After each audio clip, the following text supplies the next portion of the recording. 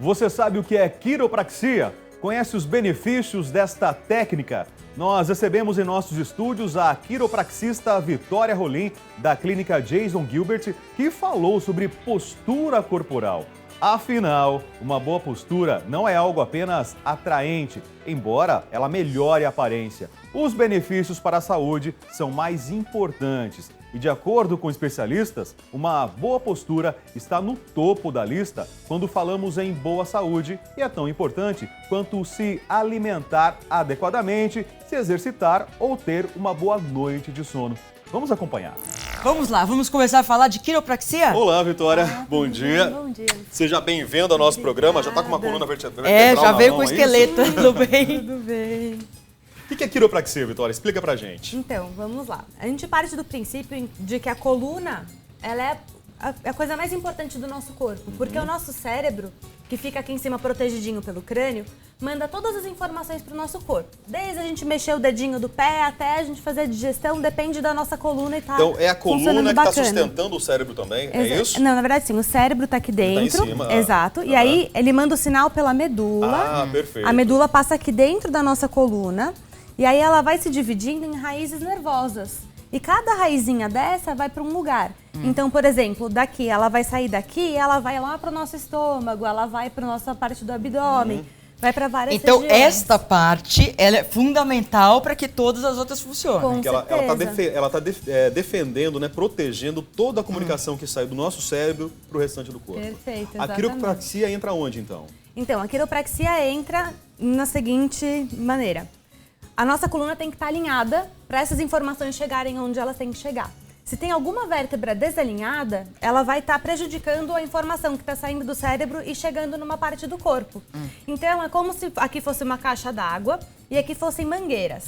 Então, se eu pisar nessa mangueira aqui, ou a água vai sair super rápido, ou a água não vai sair, vai Você pode diminuir o fluxo obstruir de a passagem dessa água, é isso? Exatamente. Então, é o que causa ou a dor, ou às vezes dormência nos pés, ou às vezes só uma dor local, mas esse nervo aqui vai estar comprometido por conta desse desalinhamento da coluna. Então, a quiropraxia vai ver aonde está esse desalinhamento, que nós chamamos de subluxação, vai verificar todos os desalinhamentos da coluna e vai fazer um ajuste para alinhar a coluna novamente. Então, o trabalho da quiropraxia é alinhar a coluna. É isso que vocês vão fazer. E vocês Exatamente. fazem isso através de sessões? Como acontece? Então, são ajustes que nós chamamos, que são movimentos específicos para cada vértebra que está desalinhada e para cada desalinhamento. E são várias sessões porque nós vamos reeducar o cérebro, porque no momento em que o paciente chega na clínica, aquela posição errada é a posição que ele tem no cérebro dele, acha que é a posição correta. Pois levou anos para ele conseguir fazer essas compensações. Então, nós vamos reeducar o cérebro e falar, não, a posição correta é essa aqui. Geralmente as pessoas chegam... Que problema? A maior parte? A maior parte, ou hérnias de disco, ou enxaquecas muito fortes que nunca passaram, ou Enxaqueca pode ser daí? pode ser da cervical. Aliás, eu estou olhando aqui, com licença, Vitória, eu estou vendo aqui que, para falar sobre hérnia de disco, que parece que é um dos problemas mais recorrentes, Sim. isso aqui é uma hérnia de disco? Isso aqui é uma hérnia de disco. Flagra pra gente aqui, ó, pra gente poder entender. Ela tá mostrando. Olha aqui, ó, já tá mostrando aí. O que acontece na hérnia de disco? Explica pra gente, então. Então, a hérnia de disco nada mais é do que uma coluna que não estava alinhada. Então, a pressão da coluna ela está sendo colocada de maneira errada aqui em cima, uma pressão maior, no caso, nesse disco. Então, o disco ele é como se fosse uma cebola, ele tem várias camadas. Conforme a gente vai colocando pressão, o recheio dele, que é como se fosse um recheio de babalu, vai perfurando essas camadas até chegar aqui fora e sair e formar essa bolsinha. E essa bolsinha, entrando em contato com o nervo, é o que causa, às vezes, a dormência nos pés, ou pessoas que perdem sensibilidade, ou que sentem aquela dor ciática, ou dormência nas mãos. Então, na prática, você vai alinhar para fazer com que esse disquinho aqui, ó, ele volte pro seu local, é isso? Então. Ou às assim, vezes tira, né? Tem pessoas... então, na verdade, assim, a quiropraxia ela vai alinhar a coluna. Quando a gente alinha a coluna e ela tem esse movimento, porque o disco, para ele ficar hidratado, para ele ficar altinho, ele precisa de movimento. Se esse lugar está restrito, não vai estar hidratando esse disco, ele vai perdendo a altura dele. Então, com a quiropraxia, com esse movimento, você tira essa compensação que estava no seu corpo de você colocar toda a pressão aqui em cima e aí dá uma aliviada, porque aumenta um pouquinho esse espaço. E aí essa compressão, não que ela deixe de existir, porque hérnia de disco ela não tem cura, mas os sintomas que ela causa somem. Pode ser uma grande bobagem que eu vou perguntar, mas o que tem a ver a fisioterapia com a RPG, com a quiropraxia e com todas essas PIs aí? Então, todas elas têm um objetivo final igual, que seria uma postura perfeita, uma postura... A postura A adequada, postura alinhada, correta. adequada, que todo mundo fala que é correta.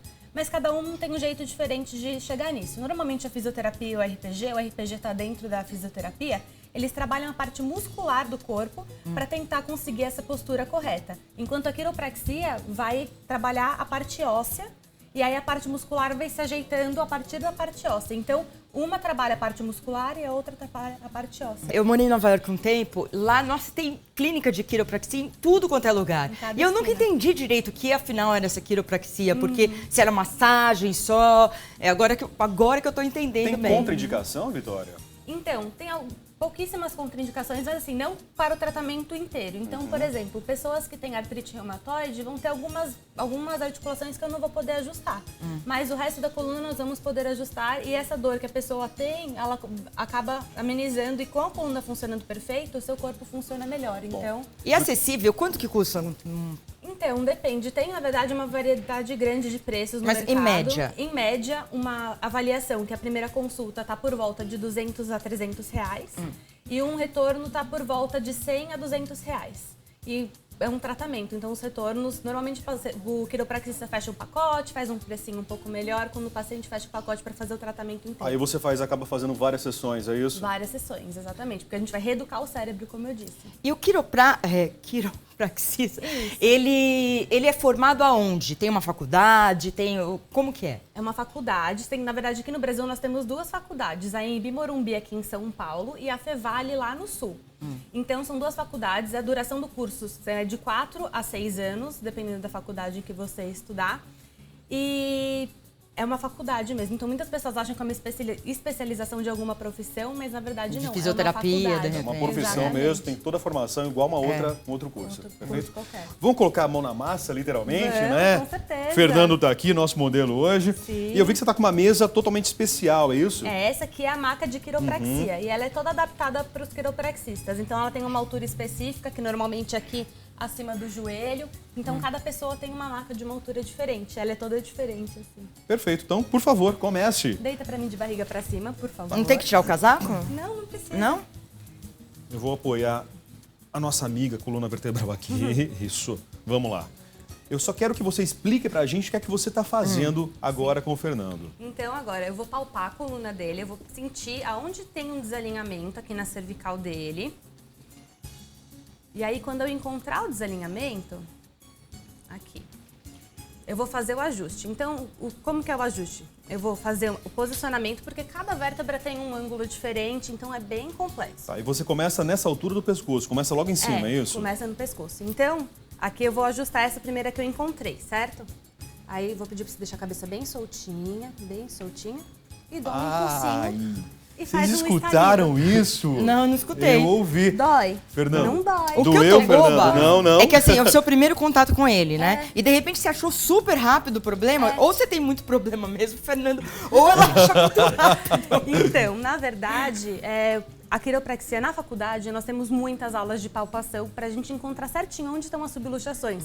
É muito específico. Então a mão já é treinada para isso. Se eu pegar também, se você deitar aqui, eu também vou conseguir encontrar rapidinho. E daqui você vai descendo? Como que é? Daqui, normalmente eu desço. Então eu começo por aqui, eu ajusto todas as coisas que eu encontro na cervical.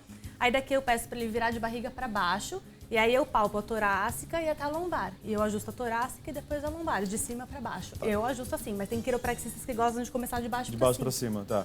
E é sempre com esses estalinhos que você vai dando, dessa forma que você vai tratar. Exatamente. E são estalos assim, é diferente daquele estalo que as pessoas às vezes dão crack, não é bem não específico. É isso, é específico mesmo. Exatamente, então eu estou instalando apenas as vértebras que eu quero instalar. Tá, no caso, vamos lá, o Fernando fez um pacote com você, vocês viram lá que ele tem umas 5, 6 sessões, é isso? Sim. Você sempre vai repetir esses movimentos até o corpo se acostumar novamente com essa posição. Sim, então.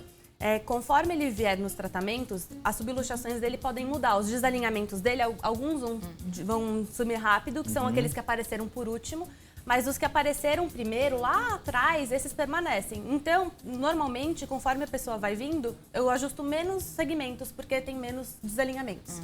até chegar num ponto em que tem pouquíssimos desalinhamentos e aí o paciente tem alta. E aí você fala pro paciente com alta, você fala para fazer o quê? Porque ele chegou nesse ponto por algum motivo, Exatamente. né? Então tem vários hábitos. Eu vou ficar em pé um pouquinho agora para conversar, então. Pode Tem sentar, vários Fernanda, hábitos fica da tranquilo. nossa vida que podem afetar a coluna, os desalinhamentos. Então, não praticar exercício, o colchão que você dorme, a posição que você senta, a posição que você trabalha. Então, nós vamos dar algumas instruções para o paciente do que ele pode mudar na vida dele para prevenir.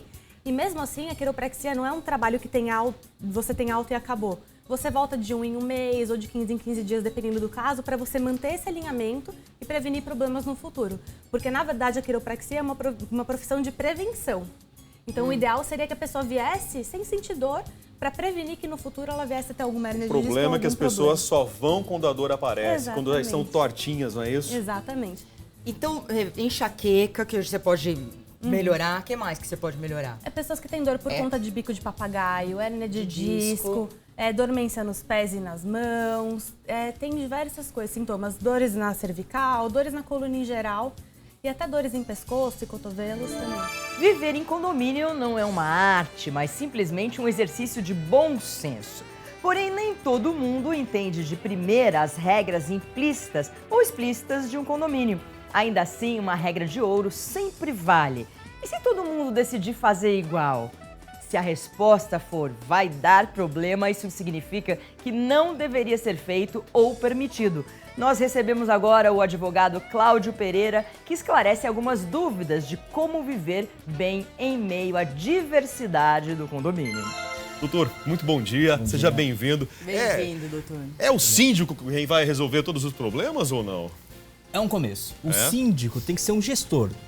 Né? Todo gestor tem sua competência e para isso ele precisa ter essa visão de administrador. Né? Mas nem sempre o síndico consegue resolver tudo. O grande problema que nós temos no condomínio são 3 coisas. Barulho, animal, que vem os ruídos, as festas. Né? E como que acontece um probleminha, chama o síndico? Chama o síndico. Primeira coisa que a unidade tem que fazer, liga para o porteiro. Liga pro porteiro, olha, aquela unidade de frente está fazendo barulho, aquele animal. Primeiro passo. Segundo passo, colocar na ata de reclamação do condomínio. Tá, exigir inclusive que o síndico faça isso. Porque às vezes o síndico quer aliviar porque ele é amigo do fulano, amigo da dona Maria ali e não faz esse tipo de coisa. Não faz. Mas o livro tem que estar lá na mesinha do síndico e o morador vai lá e faz Então, a para reclamação. começo de conversa, todo condomínio tem que ter essa ata. Tem que ter essa ata. É regra, é isso? Não é uma regra, mas é a regra da boa convivência. Porque aquela livro de reclamação vai favorecer o diálogo com a outra pessoa. Isso é fundamental. Né? Nós temos muitas regras, mas como você falou no início do programa, bom senso. Sem o bom senso da coletividade, a situação fica difícil. Uma coisa que eu pensei que você já acabou de falar que não é para fazer, eu pensei que a gente falasse com o condômino, com o nosso vizinho. Não é para fazer assim, é para falar com o síndico. Não, agora você imagina, você tá aquele barulho infernal, você tá com raiva, aí você vai até bater na porta lá da unidade, com aquela raiva toda, vai dar confusão. Então, O cidadão pode estar bêbado na tua frente, ali naquela festa, tudo animado. A resposta pode não ser tão e positiva assim. aí gera essa contenda. Então, para não acontecer isso, vai lá na ata, fala com o síndico, vai ter uma reunião. Hoje está funcionando uma coisa muito interessante, né? Vamos chamar de Tribunal de Conflitos de Condomínio, onde tem uma assembleia, onde chama as partes e vão dialogar. Olha, você não pode isso, o barulho depois das 10 É horas. uma reunião de conciliação ali das partes, Perfeito, é isso? é isso mesmo. É uma coisa que está crescendo, que todos devem fazer isso, todos os condomínios devem fazer isso. Isso é fantástico. Bom, eu vou te dar um exemplo. Um morador de baixo reclamou que eu estava andando de salto alto. Eu juro, de manhã, às 6 da manhã. Eu não ando de salto alto às 6 da manhã. Ele colocou um bilhete e eu não respondi o bilhete. Eu simplesmente comecei a prestar mais atenção se eu estava andando de salto alto ou não. Não sei se eu fiz certo ou fiz errado. Fez certo. Nós temos um hábito, né? Andar de salto alto, bater a porta, arrastar a cadeira, brincar às vezes com o animal de forma truculenta, e não percebemos isso, porque nós não estamos acostumados a viver em sociedade e pior, dentro de um prédio, dentro dali do condomínio, que é a extensão da nossa casa. Então, as pessoas esquecem que muitas vezes o corredor, a própria sacada, quando a pessoa está lavando, escorrendo a água, peraí, eu não vivo sozinho. Eu vivo em uma comunidade e para isso precisa de regras, né? E para evitar é muito simples. Tira o salto alto. Tira o salto alto e vai caminhando, né? Questão da porta. Presta atenção se não bate a porta. Cadeira. Tem uma almofadinha. Coloca uma borrachinha para colocar embaixo, e o né? filtro de barulho. Isso. Coloca. Isso vai ajudar muito. E em festa, por exemplo, que você não tem controle. Quer dizer, se você vai dar uma festa, é de bom tom avisar o seu vizinho e convidar o seu vizinho até, não é? Agora, se tem uma festa na sua frente, por exemplo, eu tenho várias histórias. Teve o karaokê, assim, quase até meia-noite, em frente à minha casa, e eles cantavam. Eu nunca vi uma banda, eles foram melhores que a banda, entendeu? De tanto que eles cantavam. Aí eu fiquei aturando o karaokê, não tive jeito. Bom, você tem 3 situações aí. Primeiro, ir participar da festa. Você não tem jeito. Você não pode vencê-los junto a eles, é isso? Isso mesmo.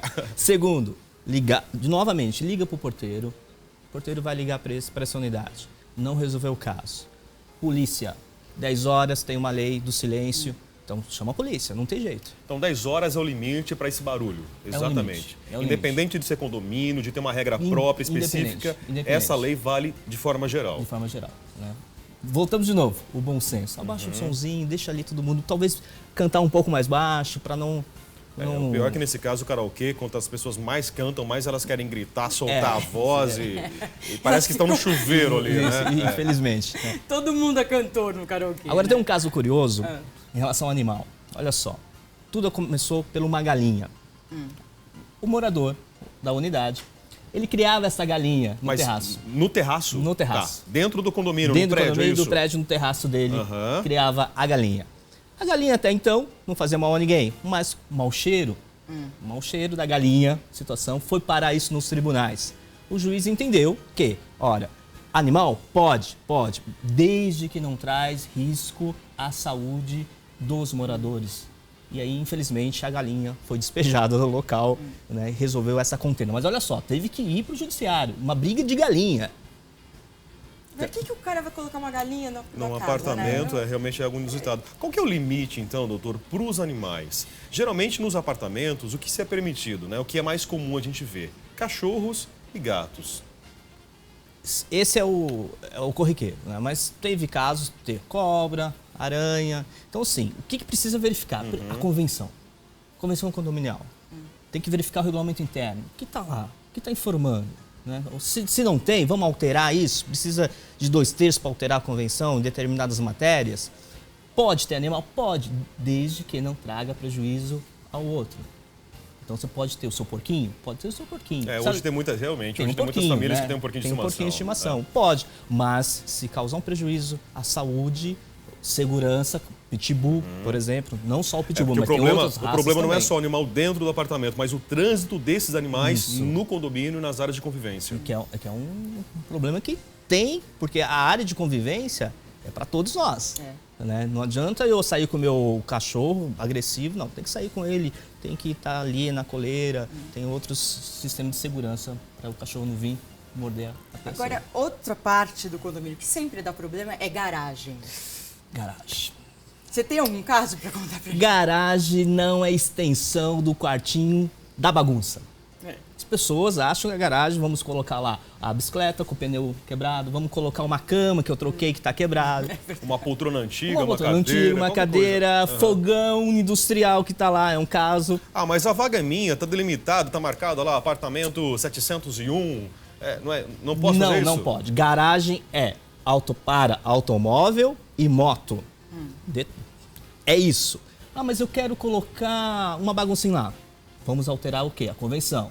Fazer uma assembleia e armário padronizado. Não pode ser qualquer armário, tem que ser um armário padronizado. Tem que chamar o bombeiro, tem que ficar atento, porque muita bagunça se dá um incêndio. Além tem os carros, né? Imagina, um monte de livro, um monte de papel ali. Não tem que ter cautela. Então tem que ter assembleia para verificar padrão, tudo padrão. E o laudo do bombeiro, se pode ou não pode. Mas resumindo, garagem é automóvel e moto. Agora, o problema é quando as pessoas na garagem, mesmo com automóvel, moto, extrapolam o limite da sua vaga. Então, tem alguma lei para sortear isso? Porque todo mundo sempre está na pior com o sorteio, né? Sempre. Então é assim, vamos dizer assim que o condomínio tem 50 vagas para moto. Né? Tem 50 vagas para moto, mas tem 100 motos lá. Vamos fazer um sorteio anual. Isso vai na assembleia, Chama todos, convoca a assembleia, chama todos, olha, tem 50, vamos fazer um sorteio anual. Mas e minha moto? Eu fiquei fora do sorteio. E minha moto? Sinto muito. Rua. Vai pra rua, porque não pode. E aí fica esse Mas rodízio. todo ano tem que fazer. Todo ano tem que fazer. Tá. Para beneficiar todos, né? Para a vaga não ser permanente, é isso? A vaga Isso. não pertence àquele apartamento, àquele condomínio? Não pertence. Né? Nesses casos. Lembrando que sempre convocando a assembleia, sempre 2/3, né? Para ninguém desavisado. Ah, mas eu não sabia. Você não sabia, não participou da assembleia, então, infelizmente, tem 2/3 de aprovação, então você vai ser obrigado a acatar o que está lá no Quando o senhor fala em assembleia, reunir todos os moradores Reunir ali, todos os moradores. vale o resultado aprovado pela maioria dos presentes, é isso, doutor? Isso. Tá, agora, se nem todos os moradores estão presentes, pelo menos Aliás, a maioria nunca vai nessas 50% reuniões. não vai. É chato pra Como caramba, funciona? ninguém vai. É assim, fez a convocação, a primeira convocação, o síndico ele tem que notificar todos, faz uma notificação, notificaçãozinha, coloca na porta, no elevador, olha, dia tal, vai ser sábado talvez não seja um bom dia, talvez ou não, mas todo mundo tá lá, 100 moradores, 100 unidades, 100 moradores estão lá. Não apareceram só 30. 30, ok. Aí os 30 decidiram. É Você uma tá presente. minoria decidindo pela maioria, então. Maioria. Mas foram aqueles que Mas foram os presentes. Ah, não houve o quórum suficiente, então vamos ter uma outra assembleia. Aí é qualquer número, entendeu? Com os presentes. Tem 15, eles aprovaram Vai ser que com os 15 mesmo. tem que ter armário. O que acontece é que todo mundo tem preguiça, inclusive eu de ir nessas reuniões, e eles formam um grupinho que decide tudo no prédio. E aí você fica ao léu, você fica refém daquela situação. Fica refém. Porque você é preguiçoso e não vai nessas reuniões. Você viu como é importante você participar da vida social do Mas seu tem tanta coisa condomínio? de fazer, você pensar também no condomínio. É fogo, né, doutor? Tem. Mas uma dica muito interessante, né? Lembra que o nosso vizinho da outra unidade, ele não é um estranho. Nós moramos em uma comunidade, uma sociedade. Então começa a fazer o síndico, ele tem que fazer festinhas. Faz uma festinha, final do ano, faz a questão do São João. Para criar uma convivência legal. Isso é importantíssimo. Doutor, a inadimplência dentro do condomínio, como que a gente lida com essa situação? Isso é outra coisa muito aterrorizante, mas uma coisa muito simples que está dando certo. Plantão de cobrança. Muitas vezes a pessoa não pagou o condomínio, saiu do emprego, perdeu o emprego, está passando por uma dificuldade de saúde, por isso que ele está atrasando. Então tem um plantão de condomínio, vão até lá, vão conversar com as partes, ele conversa, expõe a sua situação. Mas de quem é esse papel? O síndico faz esse papel, mas pensa bem, é um todo. Né? Então todos têm que fazer, mas o síndico é importante. Chama o condômino para fazer essa renegociação. Eu não corro E quanto risco. tempo essa pessoa não paga para o síndico falar? Quanto tempo? Uma vez não dá, não, né? Não, assim que houve. Era para ser pago no dia 10. Aí tem um prazo, dia 15, nada. O síndico, o que aconteceu? Vai lá, vai conversar com ele, olha, agora não deu para pagar, vou pagar tal. E vai conversando, dialogando. Se todos os diálogos esgotou, não tem jeito. Via judicial. Aí não tem como. Mas, doutor, não existe a possibilidade do síndico sofrer um processo por expor aquela realidade da família que está atrasada em função do condomínio para os outros moradores? Isso. Então não é um perigo isso? Isso é um perigo. Ele não pode dizer assim, colocar na porta do elevador. Fulano, Cláudio Pereira está devendo 3 condomínios. Se não pagar, consequências, multa de 2%, juros de 1%. Não, ele não pode fazer isso, mas ele pode colocar, porque ele tem que prestar conta, não tem? Tem que prestar conta. Então ele pode colocar, a unidade 25 deve 3 mensalidades. Ele pode colocar isso, ele não expôs. Ele não expôs. Ele só não pode definir, dar o nome. Não dá o nome, eu falo, José Roberto, esse não pode. Aí ele não pode mesmo. Bom, eu teria muitas perguntas para fazer, né, Maria Cândia? Tem muita coisa para ser respondido, mas... E muita história para contar. Muita história para contar também. Eu estou muito. aprendendo a conviver em condomínio, são apenas 2 meses. Mas a gente falou muito sobre o síndico. Como deve ser o perfil de um síndico, né? Na hora da gente fazer essa eleição, doutor? Olha só, hoje, atualmente, a gente tem um síndico profissional, que é uma figura, assim, eu acho que é a melhor coisa que foi criada. Ganha um salário, né? Ganha um salário, pode ganhar um pouco mais. Mas pensa bem, nós aqui vamos ter um síndico. De repente, esse síndico não tem um perfil de gestor. Então, vamos contratar um síndico profissional, aquele que sempre vai estar ligando, e ele, como ele está fora, ele sempre vai ter uma visão melhor. Ah, tá. É um síndico, uma pessoa que não mora no prédio, não convive no condomínio, é isso? Que é o síndico profissional. Tá, ok. Mas se eu vou eleger entre as pessoas, entre os pares que moram ali, o que eu devo observar? Então, você vai a vida dele ali naquele condomínio. Como que ele se coloca? Qual é a postura desse morador dessa unidade? Né? Se ele está presente sempre, se é uma pessoa acessível, de fácil conversa, Isso, sempre. Sempre isso. Diálogo, porque tem que ter um diálogo, tem que ter alguém que se conhecer um pouco de administração é importante. Porque às vezes, Maria Cândida, a pessoa fala, eu quero ser síndico só para ficar livre de pagar o condomínio. Exatamente. Que é um benefício que geralmente se oferece a esse personagem. Só que ele tem isso não vale. Responsabilidade civil e criminal. Se acontecer qualquer coisa, uma criança cair na área comum, ele vai responder pelo dano material, pelo dano moral e, dependendo como for, pelo crime. Né? Imagina, tem vamos pensar numa grade. Tinha que ter uma grade ali. A criança foi lá e, infelizmente, caiu nessa grade. Espera aí, a responsabilidade do condomínio, a responsabilidade do síndico, porque ele não observou isso. Ele é um cara que é o policial, bom, ele observa definitivamente, Maria Cândida, eu não quero ser síndico, não me candidato a isso. Eu ia falar que você desejo poderia boa ser sorte, síndico mas do de seu jeito prédio. nenhum, de jeito nenhum. Você tem um perfil que você gosta. Agradeço muito, passo adiante, participo até de reunião, mas não é pra mim não. Doutor Cláudio, obrigado pela presença, valeu pelos esclarecimentos, tenho certeza que o público de casa aprovou a nossa conversa. Eu agradeço. Obrigado. Bom, e você que está assistindo a gente, vocês sabem que nosso programa, todos os dias, à tarde mesmo, a gente já está no Facebook. Então, se você perdeu uma parte, você entra no Facebook e você acha o programa lá. É facebook.com/programa Tudo Posso. E o nosso e-mail é todoposso@redefamilia.com.br.